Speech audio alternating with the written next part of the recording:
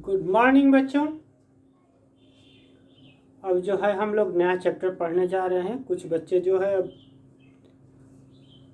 School आके पढ़ेंगे और कुछ लोग जो नहीं आएंगे उनके लिए हम वीडियो बना रहे हैं। और इस वीडियो को आप लोग ध्यान से देखेंगे क्योंकि ये जो भी आधारित फार्मूले पर आधारित हमारा चैप्टर स्टार्ट होने जा रहा है, जिसका नाम है पृष्ठीय क्षेत्रफल और आयतन। कैसे क्षेत्रफल और आयतन हम ज्ञात करते हैं। तो कुछ आकृतियाँ होती हैं, जैसे घनाभ है और घन है। तो इस पहला जो एक्सरसाइज है वो घन और घनाभ पर आधारित है। तो इसमें हम पहला जो ले रहे हैं वो घनाभ ले रहे हैं। जैसे जो आकृति ये दिखाई दे रही है, ये क्या है, एक घनाभ हो गई। क्यूबॉइड कहलाता है इंग्लिश में, इसको हम लोग कहते हैं। तो हम लोग क्यूबॉइड के बारे में जानकारी प्राप्त करेंगे। जो जैसे आपका कमरा है, तो ये कमरा क्या हो गया, एक तरह का घनाभ हो गया, क्योंकि इसमें लंबाई अधिक होती है, चौड़ाई कम हो जाएगी, ऊंचाई भी होगी। तो वो आकृति हमारी क्या कहलाती है, घनाभ कहलाती है।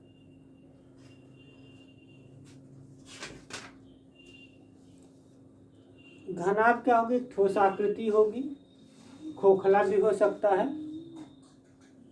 जैसे बुक है, ठोस आकृति हो गई, बुक भी क्या हो गई आपका एक घनाभ का उदाहरण हो जाएगा। बुक हमारी घनाभ हो जाएगी।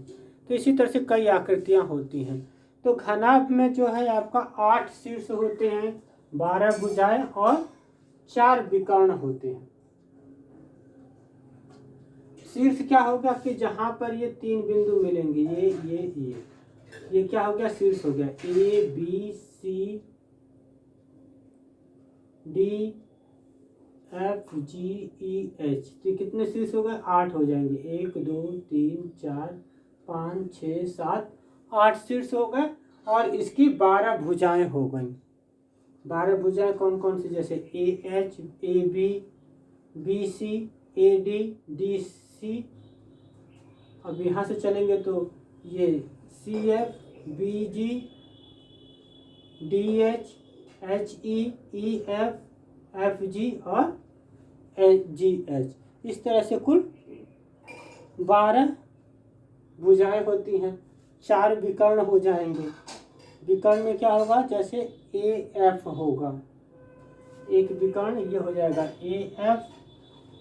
दूसरा होगा बी ई, बी ई ये वाला विकर्ण हो जाएगा बी ई। तीसरा हो जाएगा सी एच, ये सी एच तीसरा हो जाएगा। और चौथा जो होगा वो डी जी होगा, ये वाला विकर्ण हो जाएंगे। तो इस तरह से इसमें आपने देखा कि 4 विकर्ण होते हैं, 8 शीर्ष होते हैं, 12 भुजाएं होती हैं और ये 6 फल की आकृति होती है। यानी कि 6 आयत मिल करके क्या बनते हैं, बनाता है, एक घनाभ बनाता है। जैसे सामने का पोर्शन हो गया ए बी जी एच, एक आयत हो गया। फिर नीचे वाला ए बी सी डी दूसरा आयत हो गया। तीसरा बी सी एफ जी हो गया, तीसरा हो गया ये। फिर ए डी ई एच चौथा हो गया।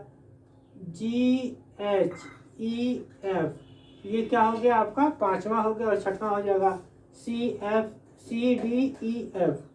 तो इस तरह से 6 फल की आकृति होती है। और सारे फलक जो है क्या होते हैं, इसमें आयत होते हैं।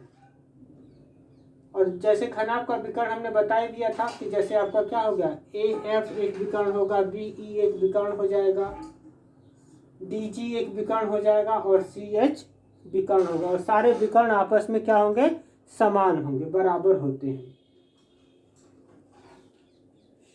ऊंचाई इनकी क्या हो गई, जैसे ए बी की लंबाई एल हो गई और ए डी जो है बी हो गई, चौड़ाई बी हो गई और ऊंचाई एच हो गई। इस तरह से एल बी और एच इनकी लंबाई, चौड़ाई और ऊंचाई है ये घनाभ का। तो यहाँ से हमें क्या निकालना है, घनाभ का पृष्ठीय क्षेत्रफल, यानी कि पूरे का पृष्ठीय क्षेत्रफल जब हमको निकालना है तो उसके लिए हमें क्या करना पड़ेगा, इसमें 6 आयत है और 6 आयतों का क्षेत्रफल हमको ज्ञात करना है। तो पहले हम फलक ले लेंगे ए बी सी डी, ये ले लिए ए बी सी डी का क्षेत्रफल।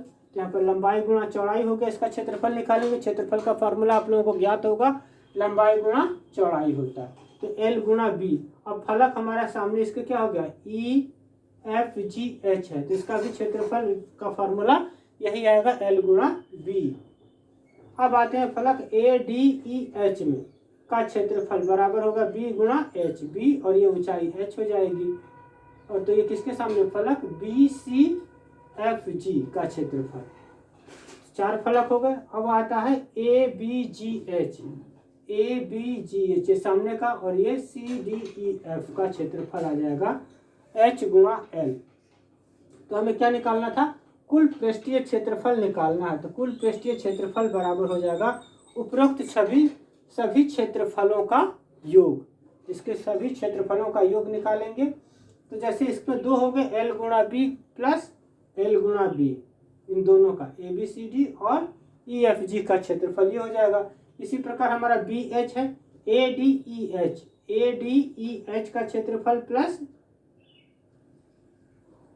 बी सी एफ जी का क्षेत्रफल, बी सी एफ जी का क्षेत्रफल। तो B H plus B H हुए, बी एच गुणा बी गुणा एच प्लस बी गुणा एच, प्लस अब आ जाएगा ए बी जी एच का क्षेत्रफल एच गुणा एल है। तो यहाँ पर प्लस एच गुणा एल प्लस एच गुणा एच। तो जैसे ये दोनों समान है तो 2एल बी हो जाएगा, ये 2bh हो जाएगा और 2hL हो जाएगा। तो घनाभ का पृष्ठीय क्षेत्रफल का जो फार्मूला बन के आया वो ये फार्मूला आपको याद रखना है। घनाभ का पृष्ठीय क्षेत्रफल बराबर होगा 2 गुणा L B plus B H plus H L. तो इस फार्मूले को अच्छी तरह से याद रखना है। अब जैसे हमने क्या निकाला था, घनाभ का संपूर्ण पृष्ठ का क्षेत्रफल निकाला था, अब हम पार्श्वीय पृष्ठ का हमें क्षेत्रफल निकालना है। तो पार्श्वीय पृष्ठ क्या होता है कि जो आधार पर हमारे जो चारों क्षेत्रफल हैं, जैसे जो सामने दिखाई दे रहा है ए बी जी एच, यहाँ से हो जाएगा B C F G, A D E H और ई डी सी एफ, ये जो है पार्श्व पृष्ठीय क्षेत्रफल कहलाते हैं, पार्श्व पृष्ठ कहलाएंगे। पार्श्व पृष्ठ जो सामने हैं, आधार पर रखे हुए खड़े किए गए हैं। जैसे दीवार, कमरे की चारों दीवार जो है आपका क्या कहलाएगा, पार्श्व कहलाता है। तो अब हमें क्या निकालना है, घनाभ का पार्श्व पृष्ठीय क्षेत्रफल हमको ज्ञात करना है। तो यहाँ पर क्या हो जाएगा, पहले ए डी ई एच का क्षेत्रफल, ए डी ई एच ये वाला हो गया ए डी ई एच, फिर plus B C F G का क्षेत्रफल, ए बी जी एच सामने वाले का क्षेत्रफल, plus C D E F का क्षेत्रफल। तो इनका क्षेत्रफल क्या आया, बी गुणा एच प्लस बी गुणा एच प्लस एच गुणा एल प्लस एच गुणा एल। ये दोनों क्या हो गए, 2 हैं, ये भी 2 कॉमन हो गया। तो अंदर क्या बचा, 2 ब्रैकेट के अंदर B H plus H L. तो घनाभ का जो पृष्ठीय क्षेत्रफल का जो फार्मूला निकल के आएगा वो क्या हो जाएगा, बराबर 2 गुणा L plus B into H. तो ये हमारे घनाभ का पृष्ठीय क्षेत्रफल हो गया। अब जो है इसमें आपने घनाभ के बारे में पढ़ा, ठीक उसी तरह से घन भी होता है। लेकिन जैसे आपने देखा कि घनाभ में लंबाई और चौड़ाई होती है, लेकिन घन में लंबाई और चौड़ाई, ऊंचाई, तीनों चीज़ें क्या होती हैं, आपस में बराबर होती हैं। इसकी सारी भुजाएं ए बी होगा। ठीक उसी तरह से पूरा घन की तरह, घनाभ की तरह भी है, लेकिन इसमें लंबाई जो है, सबकी लंबाई जो है बराबर होगी। लंबाई, चौड़ाई और ऊंचाई तीनों चीज़ें इसमें बराबर होती हैं। तो वो क्या कहलाता है, हमारा घन कहलाता है। ठीक उसी तरह से जैसे घन में क्या हो गया, 8 शीर्ष, जैसे A B C D E F G H, ये क्या हो गए, 8 शीर्ष हो गए। 12 कोर हो गए, तो ये कोर कहलाते हैं। जैसे E F E H E जी, ये और भुजाएं भी 12 होती हैं। 12 कोर और 12 भुजाएं, जैसे घनाभ में होता है ठीक उसी प्रकार। और ये 8 कोने हो गए, जहाँ ये तीनों चीज़ें मिलती हैं वो कोने कहलाते हैं, शीर्ष कहलाते हैं, कोने हो गए। 8 कोने होते हैं, 6 फलक होती है। एक ये ए बी सी डी, फिर जी एफ जी 2 हो गए, ये A D E F B C H G, और ये ऊपर नीचे वाले हो गए, ये हो गया सी डी ई एच हो जाएगा। इस तरह से 6 फलके हो गई, 4 विकर्ण हो गए, जैसे बताया था इसमें बी एफ ए एच और डी जी सी ई, इस तरह से 4 विकर्ण भी होते हैं, इसमें भी सेम उसी तरह से। और विकर्ण यहाँ भी क्या होते हैं, समान होते हैं, विकर्ण की लंबाई सबकी बराबर होती है। और ये सब वर्ग के फलक होते हैं, वहाँ पर आयत होता है, आयत के फलक होते हैं, यहाँ पर वर्ग का फलक होता है। तो अब हमें क्या निकालना है, घन का पृष्ठीय क्षेत्रफल निकालना है। तो उसका फॉर्मूला निकालने के लिए 6 फलकों के क्षेत्रफल का योग ज्ञात करेंगे। तो 6 फलक क्या हो गए, ए बी सी डी हो गया, इस तरह से 6 फलके हो गई। और सारी की भुजाएं क्या है, समान है, इसलिए 2 गुणा क्या हो जाएगा, दोनों जुड़ जाएंगे। तो 2 गुणा 6 फलके हो जाएंगे, 1 2 3 हो गए, 6 हो गए, तो 2 लिख दिया हमने क्योंकि सब समान है। तो 1 गुणा ए प्लस ए प्लस ए, यानी कि तीनों जुड़ जाएंगे तो 3 ए का वर्ग हो जाएगा, 2 गुणा 3 गुणा ए वर्ग बराबर 6a स्क्वायर। यानी कि घन का जो पृष्ठीय क्षेत्रफल का फार्मूला निकल के आएगा वो 6a स्क्वायर होगा। घन का जो हमें पार्श्व पृष्ठीय क्षेत्रफल निकालना, तो पार्श्व का मतलब बताए थे कि जो कमरा है, कमरे की जो चारों दीवारें हैं वो पार्श्व कहलाती हैं।